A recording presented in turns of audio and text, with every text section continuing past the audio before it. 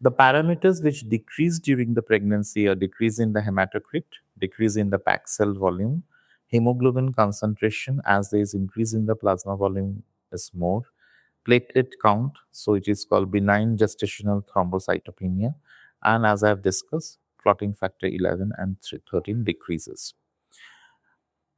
You should remember one thing that clotting time and bleeding time remain unaffected in pregnancy.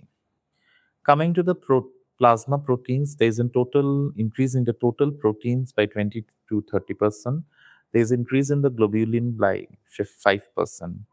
There is decrease in the plasma protein concentration by 10% and albumin by 30%. The albumin globulin ratio in pregnancy is 1:1, which is 17:1 in non-pregnant state. Coming to the changes in the cardiovascular system, the parameters which increase during the pregnancy is the cardiac output. Both the stroke volume and the heart rate increases by 20%, so the cardiac output increases. So what is the clinical importance of increase in the cardiac output? The cardiac output increased by 40% during the pregnancy, 50% during each uterine contraction in labor, and 80% immediately postpartum. So the maximum risk of cardiac failure in pregnancy is immediate postpartum period, since there is an 80% increase in the cardiac output. Then comes the interpartum period, when with each contraction there is a 50% increase in the cardiac output.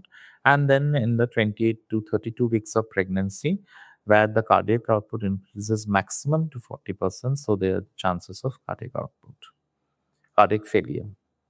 The parameters which decrease during the pregnancy are the peripheral vascular resistance, as progesterone has a smooth muscle relaxant effect. Both the diastolic and systolic blood pressure decreases, but the diastolic blood pressure decreases more than the systolic blood pressure. There's a decrease in the mean arterial pressure. The arteriovenous oxygen gradient also decreases. Venous blood carries more oxygen.